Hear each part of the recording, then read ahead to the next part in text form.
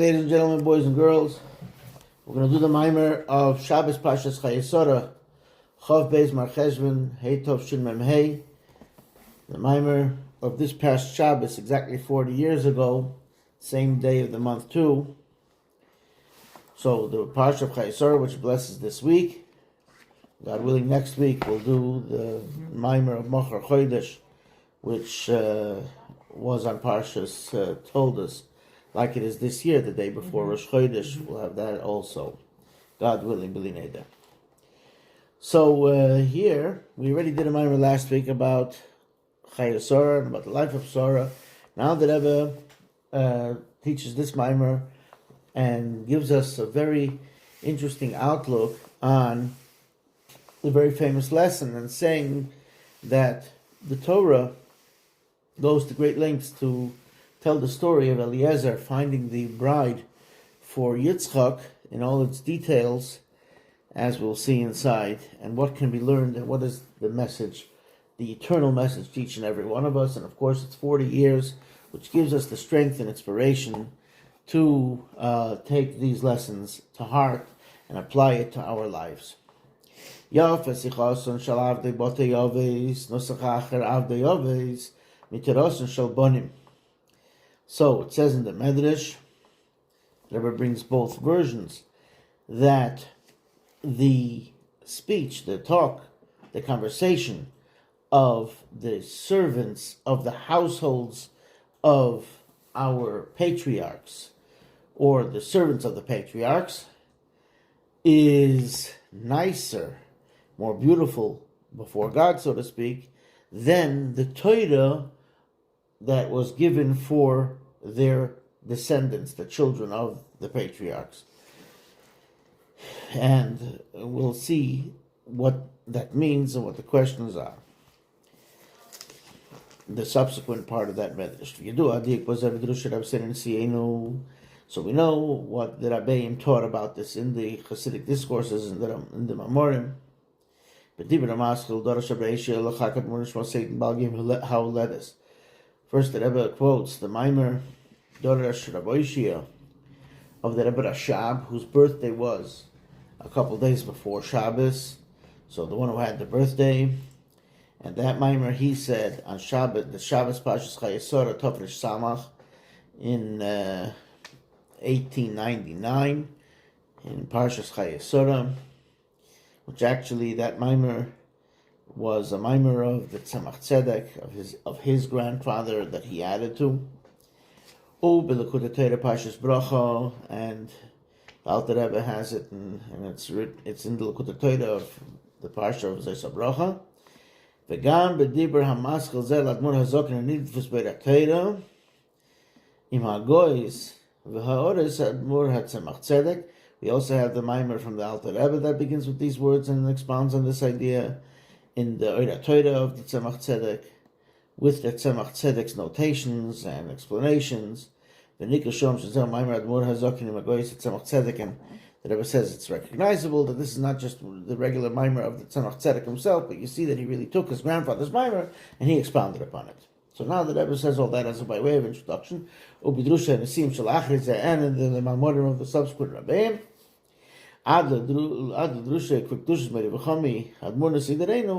including until the Mamorim of the Rebbe's Rebbe and Rebbe's father-in-law, the previous Rebbe.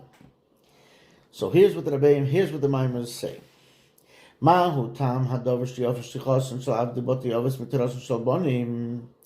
What is the reason that the talk and the enumerating of the story is so much nicer than the Torah of their descendants, of the children? Now, of course, that's a reference to the fact that so many things in the Torah are given, we learn out just from the difference of a letter. If there's a letter here or a letter is missing, that teaches X amount of laws. And here we have the details of that story repeated, and parts of it even 3 times. Because the servant says, when he prays to God, and he says, I'm going to make this little test. If the woman who comes, and I'm going to ask her for a drink, and she says, I'm going to also give your camels to drink, then when the story happens, the Torah narrates the story and says what happened. Then when he comes, meets the family, he repeats the whole thing again. So we see that it's a lengthy expounding on this, whereas tefillin, which has an intricate set of laws, just says, and bind it for a sign on your hands, right? It doesn't say you should have black boxes and you should write this portion and this portion and this portion and this portion and all the details. And most of the mitzvahs are like that. So, why is it then that it's so that the Torah spends so much time on this? The Rebbe will explain now then. So what is the reason?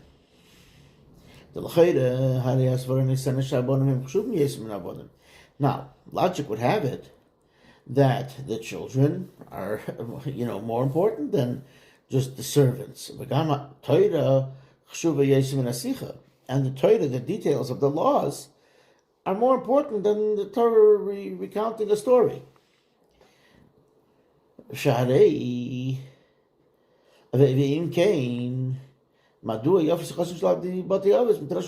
why is it indeed that the Torah finds it more important to enumerate the story of the servant and more than details of the Torah of the children? And now, if we're already talking about Eliezer and the servant of Abraham, so even amongst the servants of the household of the patriarchs themselves, we find that they were well versed in Torah. The Hadei Eved Zeh, the Koi boy who Eliezer Eved Avram. This servant that the Medrash is talking about is Eliezer, the servant of Abraham. Shalman Azal, and indeed the sages tell us, and Rashi himself brings this, he would draw and give to drink, so to speak, like the Torah is compared to water. He would draw from the wellspring of his master Abraham, and give to drink, the other people. Meaning that he taught the Torah. He was able to share Abraham's ideals and ideas and lessons, etc. So he wasn't just a plain servant; he was a teacher in himself, in his own right. So he had Torah too.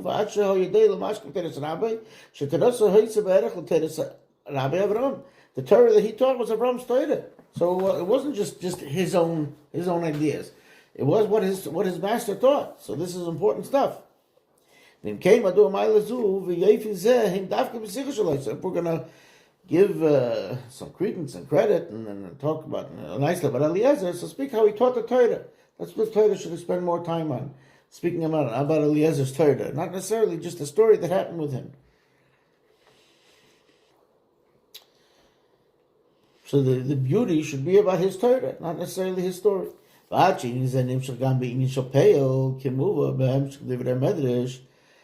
and then this actually happens in actuality.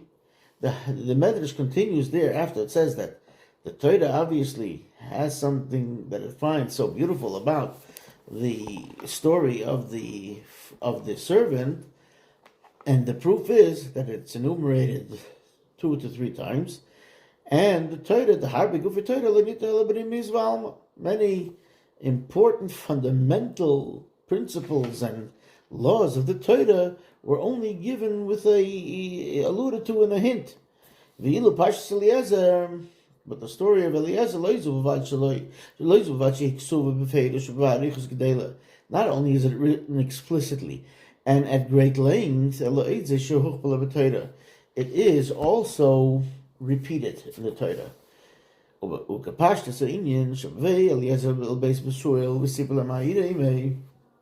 Simply stated, when Eliezer came to the household of Besuel, Rivka's father, and he told them what happened, so when the Torah is telling us the story, the Torah said already at great length what happened when he arrived and how he was bewildered and he saw what's going on, because indeed his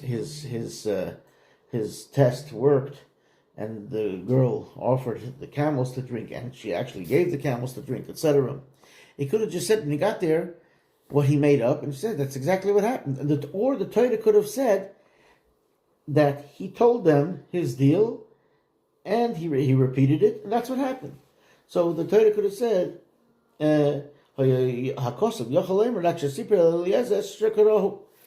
So the Torah could have said, and Eliezer told the family what happened. Didn't have to repeat again the whole thing that I made up myself, that this was going to happen. And then when she came, and it did happen. So it's really repeated at least, more than 3 times. And instead, again the Torah repeats it. And I came to the thing, and this is what happened. He tells over the whole story. And it says all the details of everything that happened. At great length, and in detail. And you can really add, this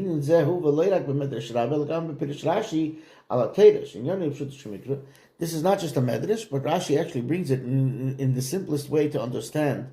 When you're learning the story, it's already a troublesome point. Why is it so repetitious? And Rashi comments on this, and when Rashi's commentary is given to us so that we understand the Chumash in its simplest form, in its most pristine state, that it has to be understood even to a 5-year-old, because like the Mishnah tells us that when a child turns 5, he begins to learn Chumash, and he has to learn Chumash in the simplest way. So it's understood even to a 5-year-old. And so this idea that because it's so dear to God, what the servants do, that's why the Torah keeps repeating this story. And that brings it down to the realm of the most simplistic and clear, pristine explanation, which is in the world of action, our world. So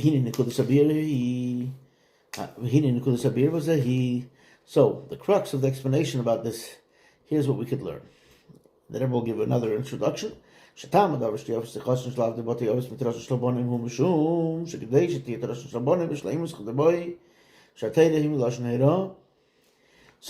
reason that the conversation of the servants of the household of the forefathers is nicer and more beautiful than the Torah of the descendants is so that in order that the Torah of the descendants, of their offspring, should be in its fullest, in its utmost, like it should be, the Torah comes from instruction, how to live our lives. And we know that when we talk about what's greater, Torah or action, fulfillment of mitzvahs, we say Torah is greater because it brings to the action. So really that's the old conundrum, but Torah is what is the root of everything, and it's also its own action. So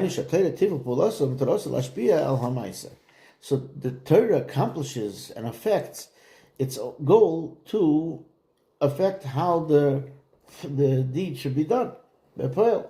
So it affects how we do and fulfill the mitzvahs. That's the main thing.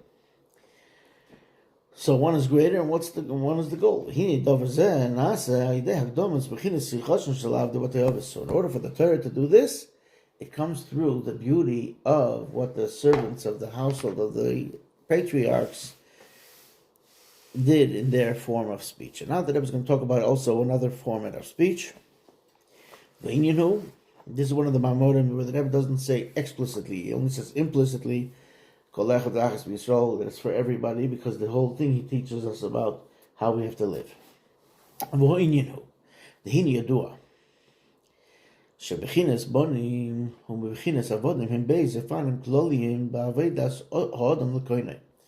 So here's what it's all about.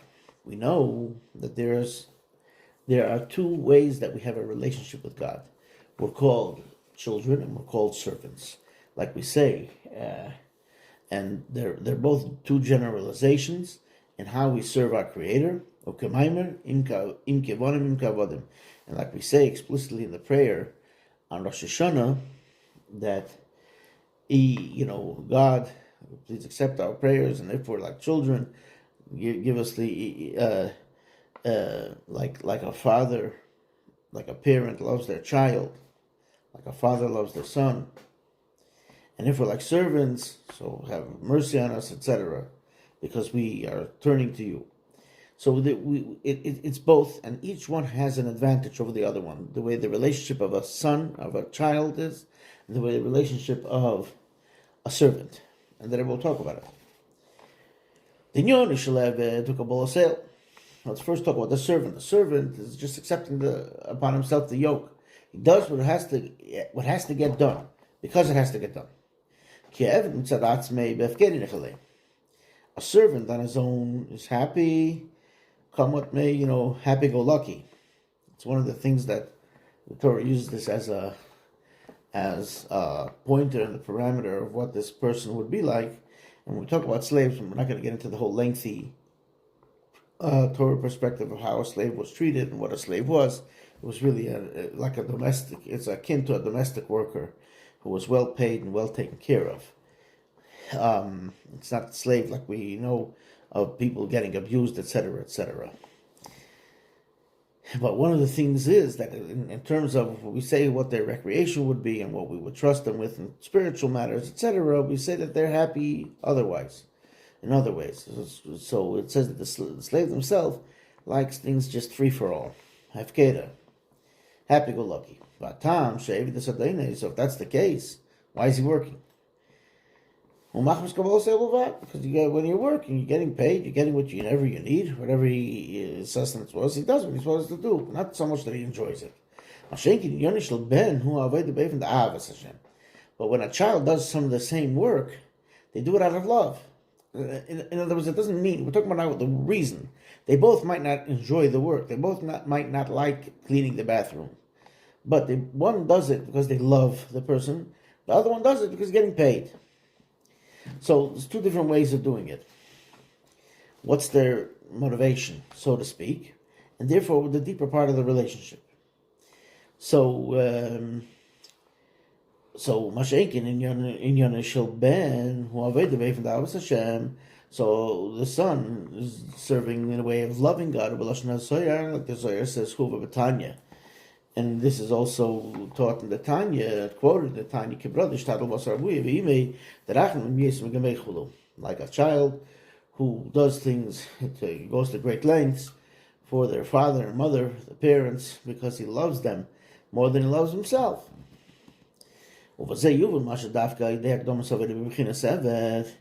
Therefore, we have to understand. Therefore, we understand why specifically we have to have first what the first way of doing things, the way a servant does it. The acceptance of the yoke, just doing it because it has to get done. And after you do it that way, then you can come to the utmost in the fulfillment of the Torah, to the Torah, the details of the Torah.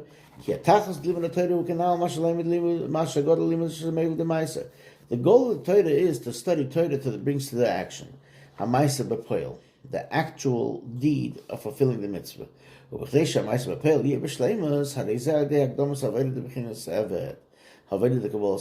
order that fulfilling the mitzvah should be proper, you have to have accepted upon yourself that you're going to do it because it has to get done. That's the lowest level, but it's the most important level. You do it because you have to do it. Now we want to do it out of love. We want to do it because you understand that that's all built on the first part. So first has to be like the servant. And so now he's getting to, therefore we speak about the beauty of what the servant did. Remember we mentioned that this servant was a Torah studier too. So the work and the service of the servant itself is also in two ways. He had Torah. And he had his conversation. He had his story. So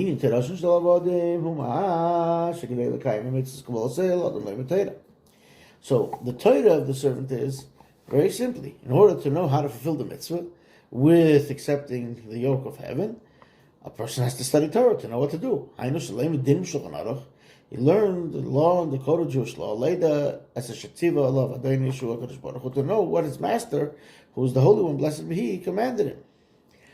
Now, God, the Holy One, blessed be He, is called a master. Whoever. If God is called the master, that means the person is called the servant. And another way we could term it is the king of the kings, the Holy One, blessed be He. So the Holy One, blessed be He, is the king. And the person fulfilling those commandments is the servant of B'lashon HaKosov. And like it says right at the beginning of the Ten Commandments, I am the Lord your God who has taken you out of the land of Egypt from the house of slaves. That's why I took you out. He took you out of being slaves and servants of Pharaoh. You should be the servant of the Holy One, blessed be He. Fulfillment of Torah and mitzvahs. This is one of the things that we have to think about when we put on the tefillin every day. That we were taken out of Egypt and out of the subjugation of Egypt so that we can subjugate ourselves to serving God. And like Rashi explains there, that for this is the purpose that He took you out of Egypt. So again, He took you out of being the servant of Pharaoh so that you be the servant of God.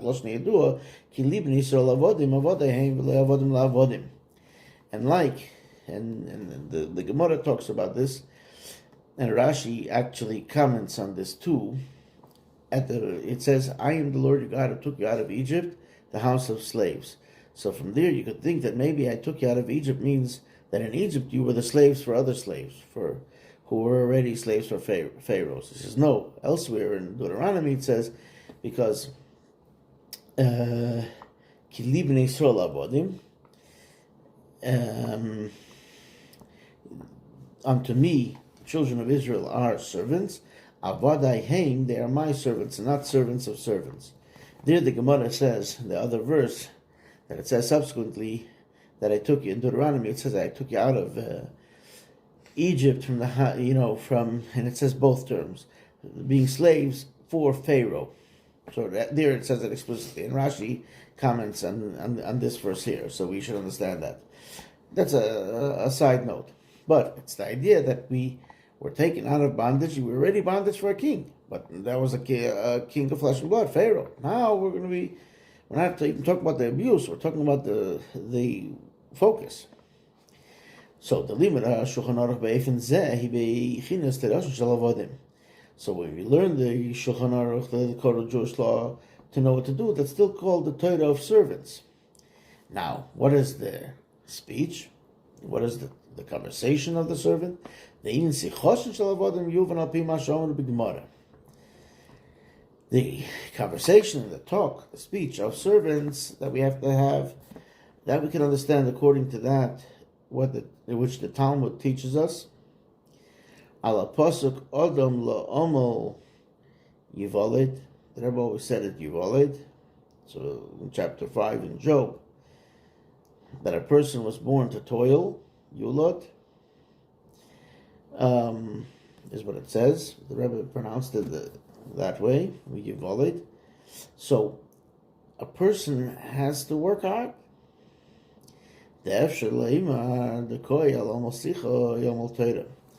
talking about working hard, so then the Talmud says hard work could be working hard on the talking part, the speech part, or working hard of Torah. And it's explained in Chassidic. The Omel Sicha Koya Latfila. When it speaks about the toil of speech, that's a reference to prayer. Vein sicha latfila. Like we know, we just had it actually in the parsha of Chayesora, that Yitzchak, it says Yitzchak went out lasuach basada, to speak in the field. That was a reference to him praying mincha. So to speak is prayer. What is prayer about? Prayer is about connecting to God, bonding. So the word tefillah itself is from the same terminology as someone who puts together an earthenware vessel from its shards or from pieces. And that's actually a Mishnah, which we actually just learned last week in the Rambam, of this word, teufel. So it connotates connection. Hainu, shumiloshin, ischabros, v'ishkashrus. It's a term that has a connotation of connection and bonding. This is the advantage of what the prayer is about. It says in the Zohar, The mind cannot grasp God properly. But God can be grasped in the will of the heart and the enthusiasm of the heart, because once you want something, then you have great feeling of it for it. So prayer is the will of the heart, which is higher than intellectual understanding. It's already the feeling. That's the idea of the talking. Not just accepting the yoke, but already bringing it up to the next level, that it should be what you want in your heart. Even more than just what you want, but you should enjoy it, the pleasure. What the heart wills also alludes to what the heart will enjoy, will have pleasure from. When you say the most auspicious, meaning the most willful of willful times, which we say it on Shabbos, for instance, that's the end of Shabbos, but it's the will of the will, that's already pleasure, and you're coming to reaching the goal. That's a reference to pleasure. And the servant has pleasure that the master has pleasure, because he's accomplished what he had to accomplish.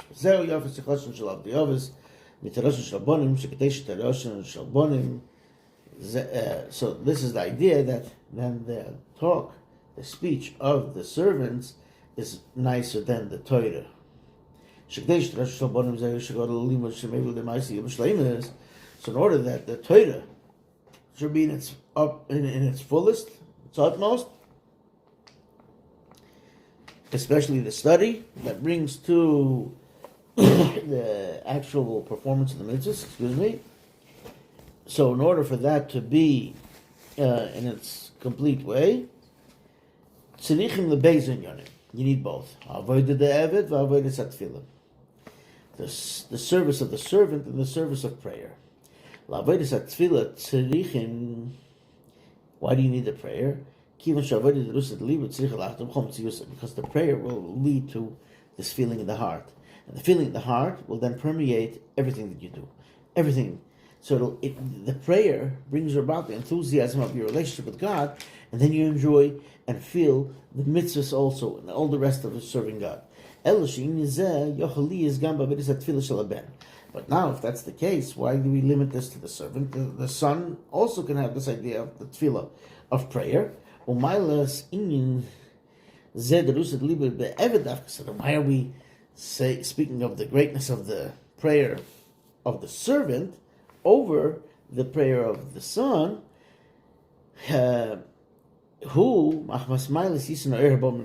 Because the son, it's natural, but for the servant, it came with work, it came with effort. So this is like the light, which is more than darkness. It's like the advantage of wisdom over foolishness.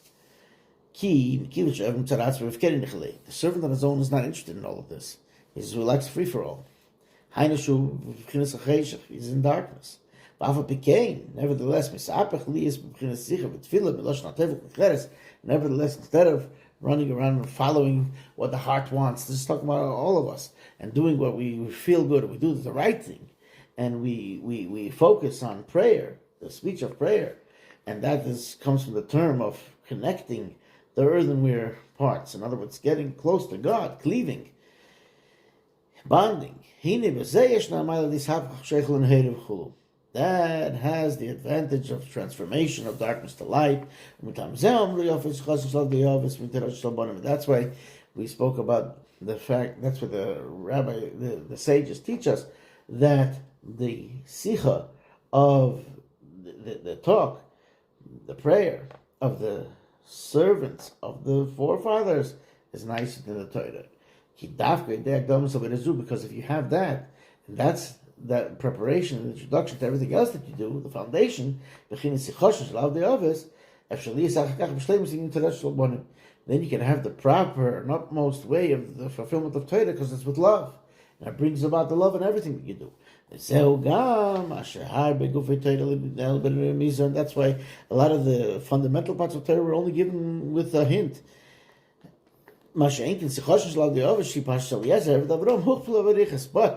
the story of the servants of the forefathers, which is the chapters of Eliezer, the servant of Abraham, is explained and doubled over at length.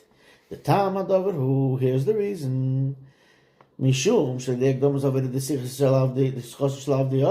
is because through making sure that you have first as an introduction the service of the prayer, the sicha of the servants of the patriarchs. This brings to proper fulfillment of all of the fundamental parts of Torah, and to bring them to an action and deed the way they're supposed to be done. So then it doesn't really matter, because once you're so enthusiastic and you love it and you feel it, so then it's enough to give those things only with a little hint, because you're already so involved and so enthusiastic. So it only is hinted to, and we will study it and we'll learn about it and we'll delve into it, and like the Torah, the oral Torah goes into it, every detail we have it.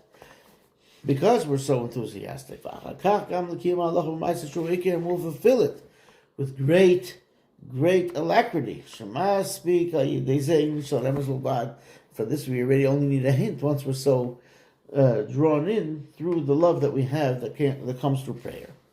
But the Rebbe says we still have to understand. It's still something that's not yet been explained.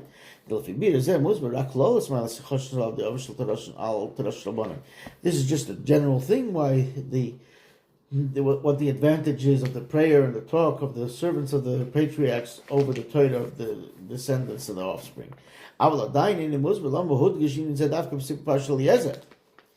But then the Torah could have given us this lesson many other ways, but the Torah chose to do this with this story, and to repeat the story in all of its details. And what was the story? This is the story of the match, the engagement of Yitzchak and Rivka. So there has to be then something that this also teaches us and is significant. So this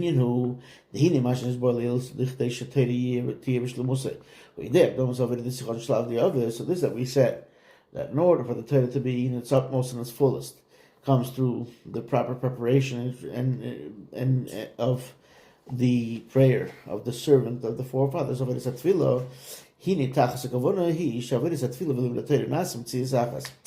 the ultimate goal is that when a person studies and prays and studies, it's all one thing. It's the person who's devoted to serving God, and that comes with prayer, that comes with Torah study, and it's all one thing. Now, prayer and Torah are the idea of the what's known in Chassidic as Rotze V'Shuv, which means first to go out and then to draw and bring back in, to pursue and then not to retreat but to draw. So the tefillah in Yonah Rotze, so the pursuit is the prayer, which is known as the ladder, which is lodged in the ground and its head reaches into the sky, like we've discussed. The Torah is drawing it back down from the supernal realms to here. Shuv. The lochin tachas hashleimus shelehem hishiyu mitziachas. It has to be one thing. You have to have both. Everything, by the way, here is in motion, right? So there's going in this direction and then drawing it back. Everything has to be balanced. Rotze V'Shuv, it's called. Ubazeh yuvan. I'm sorry.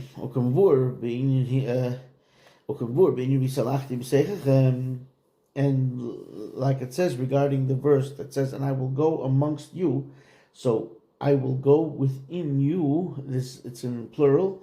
So tzarchli is based upon halicha. That means two ways of going. Halicha l'mayla l'mata, from above to below, to descend. Halicha l'mata l'mayla, to elevate, from below to above. Shneim tzarchli is biyachad. You need to have both. They have to be together. The So now we know why this story about prayer and the Torah study is in regards to the match of Yitzchak and Rivka, Isaac and Rebecca. Yitzchak and Rivka represent these two methods, these two forms. The Yitzchak's whole idea was to uplift from below to above. Rivka's idea was to draw it down, to bring it down, to be grounded. Now the Rebbe says it's really, they're each of them. It's interesting that the Rebbe says, the Mamorim also explain, in some places it explains that Yitzchak's idea is to draw it down and Rivka was to elevate. So they really both had both. And this is a very beautiful thing. The Beis Kav Melu Hem B'chinas Rotzav V'Shirtz. They both had the pursuit and the drawing down. So according to this, that this had to be done in this story of this match. Now the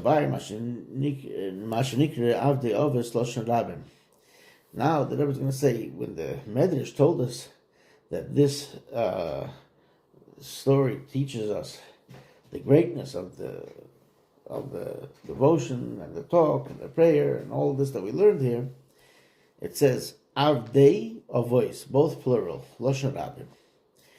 V'gama Avdei Lashon Rabim. So not only is Avos, the forefathers, Rabim, but Avdei, Lashon Rabim, servants. First of all, it's talking only about Eliezer, was one servant, and he was the servant of one of the forefathers, Avram. Now the Rebbe is going to give a simple answer here, but it's going to let's continue.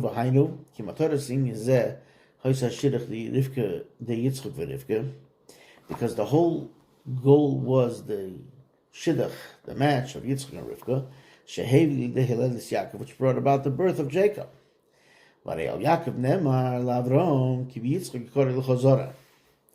Regarding Jacob, it says Abraham was told because when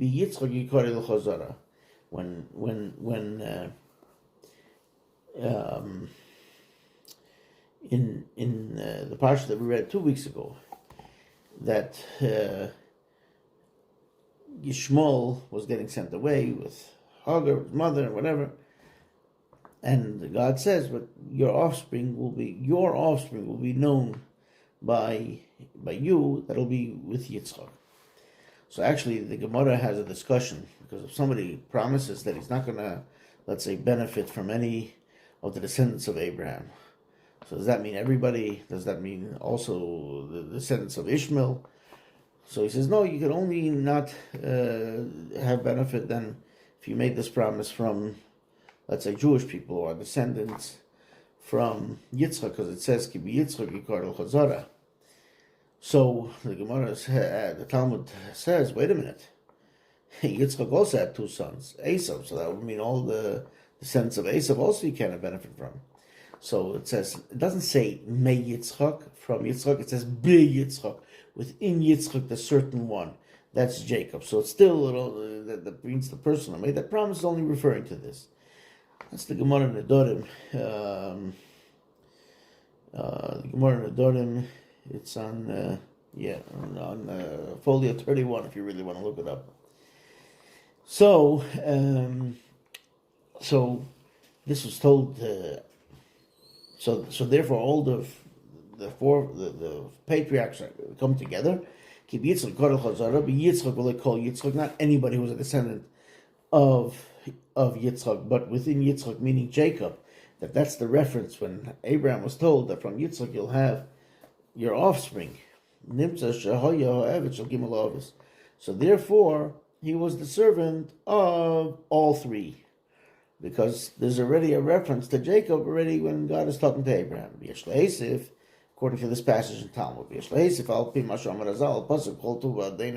the Rebbe gives a simple answer, that when he says all the good things of his masters when Eliezer tells the family that my master gave everything to his son, all the good things. So shtar matonon nasan liyitzchak al kol asheloi, and actually Rashi says that he actually showed them this document that documented that Abraham gave everything to Yitzchak. So Yitzchak owned all this wealth. He was pushing the shidduch to say he gets everything, right? So therefore, then Eliezer was the servant not only of Abraham but also of Yitzchak. So it was Avos. So he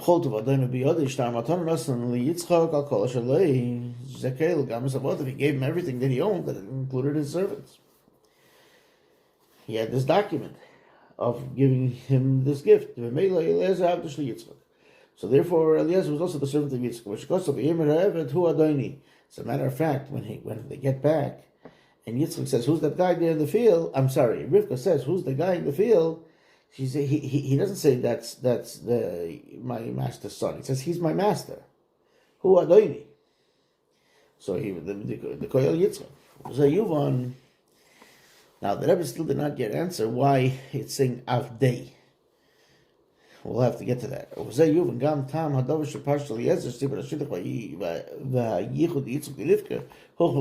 from this we can understand why the chapter of Eliezer and the story of the shidduch and the union of Yitzchak and Rivka had to be repeated in the Torah. And then the details, the fundamental parts of Torah are only given with a hint. Everything in Torah, all the mitzvahs, all the Torah, the fundamental parts, that's the whole idea of the union, of the pursuit and drawing down, to make everything in balance. Halav amshocha, to raise it and to draw it back. The Torah was given from heaven, amshocha, that's to draw it down, which goes from Shemayim Shmicha Eskele. Like it says in Deuteronomy, Moses says that God had you hear his voice from heaven. Shuv, that's drawing it down. The goal, the ultimate part of the Torah is to fulfill the mitzvahs with physical objects. That means we're elevating the world, this physical world. With every mitzvah that we perform, the physicality represents everything in the world. Ratzu, that's drawing it up.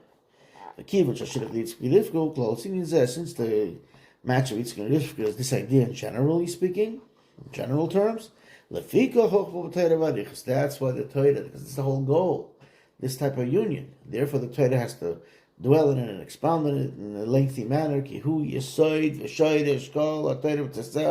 Rebbe says this is the foundation and the root of the whole Torah and the mitzvahs, to be able to fulfill this goal of elevating the world and drawing the godliness down. We have to understand the Holy One, blessed be He. The Zohar tells us He looked in the Torah and created the world. So the Torah is the blueprint of the world. The Much Mizeh, this would prove that everything in the world, that means, is rooted in Torah. If you looked at the world and then He created the world commensurate to what it says on Torah and mitzvahs, how they have to be fulfilled. So everything is rooted in Torah and mitzvahs.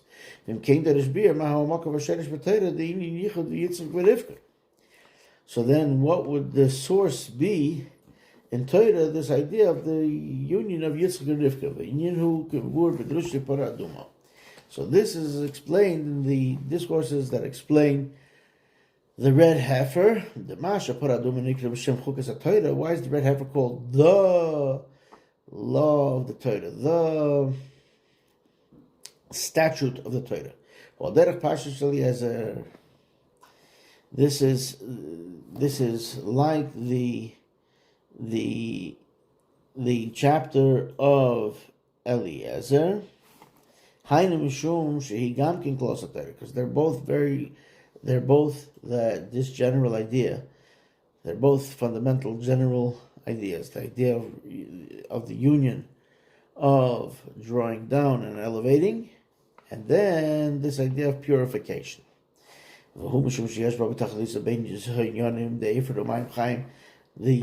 red heifer has two fundamental parts. The dust, the ashes of the red heifer that was burned together with the cedar and the grass, and the living water that it had to be mixed into. The ashes are made through burning. That's the pursuit. And then the settling of it, the drawing it down, that's the living water, and that draws it down from above to below, as is the property of water, that it goes to the lowest place from the highest. That's settling it, drawing it down. That's why it's called the statute of the Torah. This is the general idea of all the mitzvahs of the Torah canal, as we've discussed.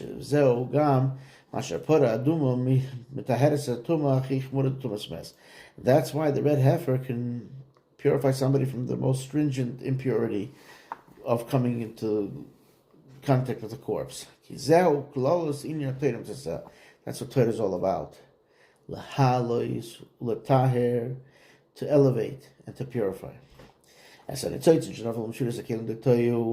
all represented in what's called the sparks that fell when the vessels of the world of confusion, which couldn't work, which had Ratzu without Shuv, before and higher than the idea of creation in a settled format. We have what's called the Olam HaToyu, as we've discussed other times. We won't go into it at length right now, but it's the idea of not being organized and not having anything that is in sync. Everything is just flying. There might be a lot, but there's nothing to contain it. It's not able, so that has what's called Shvidas HaKelim, too much energy, not enough containment.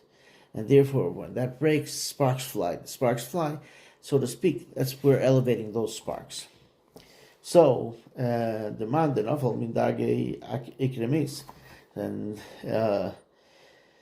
like it says in the Zohar, something which falls down from a high level, that was a very high level, it's called that, and we have to purify, elevate. We have to bring them up to the world which is called Tikkun, which is the world that is established. Hine tachlis. Let's just finish it up here. The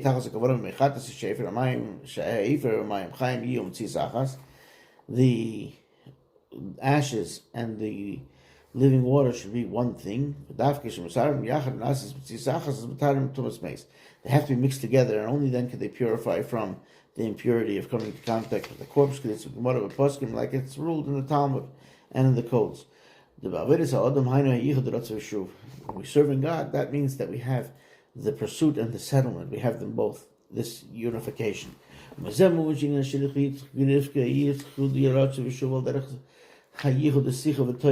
the whole idea of the match of Yitzchak and Rivka, unifying the pursuit and the settling, bringing it down. And that was the union of Torah and prayer. Like we've discussed here. And Torah, that's the mitzvah of the red heifer. Now that Rebbe says you can take it to the bank.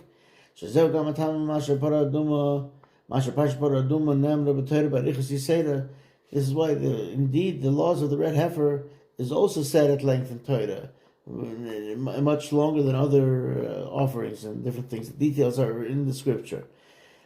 The rest of the offerings are not written so lengthy. This is the statute of the Torah. This is the whole idea. This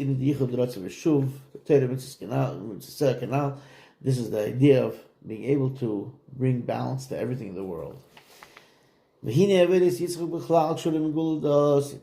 whole idea of Yitzchak, he still didn't say the servant. I just want to answer this question. Why he says the servants, because that refers to all of us, what we're doing. And that's why it says Avdei. It means the work of all of us. I believe that was what the Rebbe was referring here. So the service of Yitzchak in general is connected to the redemption to come in the future when Mashiach's coming. Like it says in the now we say primarily Abraham our father, but Mashiach comes, we'll say Yitzchak our father. Same thing. Similarly, we'll say regarding the purification of the red heifer, the shleimus atara tilasad lavi, The ultimate of this purification will be in the future. Mashiach comes, like it says in Ezekiel, and I will sprinkle upon you purifying waters, and you will be purified. Maybe the will of God, that through our serving God in general, Torah and its mitzvahs, in these two realms, the prayer and Torah, and pursuit and drawing down, and elevating and bringing down, for these 6,000 years that the world is in existence, most especially the time of the exile, when things are tougher. May become speedily, actually so, to the true full redemption through our righteous Mashiach. Yasher Koyach.